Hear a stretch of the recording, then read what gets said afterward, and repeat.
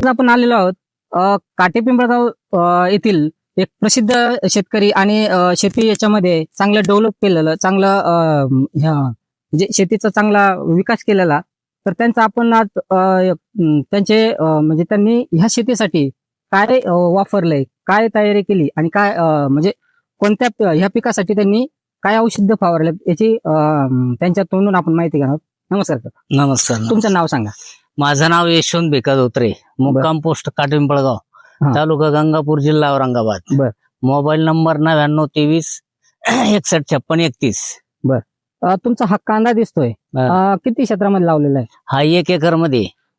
1 acre कांद्यामध्ये तर तुमचा कांदा इकडचा जो पाठीमागचा भाग दिसतोय आपल्याला तो जरा पिवळसर वाटतोय आणि इकडचा भाग जो वाटतोय तो जरा ग्रेनेर वाटते, काळुकी चांगली वाटते, पात पण चांगली वाटते. तर मला हे विचारायचं, त्या कांद्यासाठी आणि ह्या कांद्यासाठी तुम्ही काय फवारलं? आता ह्या कांद्याला म्हणजे त्याचा आणि याचा 8 दिवसाचा फरक आहे. त्या कांद्याचा आणि या कांद्याचा. हे चौधरी साहेब आले आम्हाला म्हणे बुवा हे औषध घ्या तुम्ही, आमच्या कंपनीचं प्रोडक्ट आहे, मारून पहा. मग आम्ही त्यांच्यावर विश्वास ठेवला आणि ते औषध मारलं. पण मग त्याच्यामध्ये असा फरक झाला का बुवा हे कांदे एकदम बरोबर चांगले आले. हे सुद्धा तसे पिवळे होते पूर्वी. जमिनीचं ते म्हणे बाबा बुरशी अमुक आहे धमुक आहे असे औषधं सोडावं लागल. मग ते सोडले आम्ही, तर त्या औषधानं आमचा कांदा एकदम भारी झाला. अजून त्याला तर काही फवारणी केली नाही, औषधं दिलं नाही. तो कांदा पिवळा ना पिवळाच आहे तेवढा 10-20 गुंठे. शेतकरी मित्रांनो तुम्ही बघू शकता, हा जो इकडचा पट्टा दिसतोय हा जवळपास तिकडचा तो एक 5 गुंठे कांदा वेगळा आहे आणि जो 15 ते 30-35 गुंठे हा कांदा वेगळा आहे.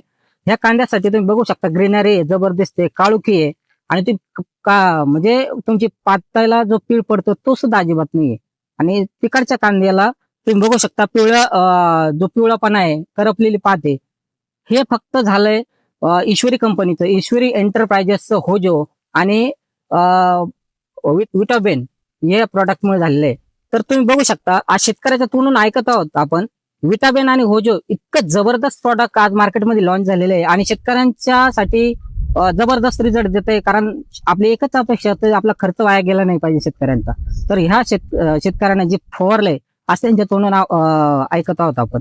तर काका तुम्हाला काय वाटतं, हे प्रोडक्ट तुम्ही वापरलंय त्याची किंमत आणि त्याचा रिझल्ट तुम्हाला काय कॉम्बिनेशन वाटतं? म्हणजे आता किमतीचं तर काय नाही, पण त्याने आम्हाला सांगितलं की बाबा आम्ही तुमच्याकडे डेमो देतो.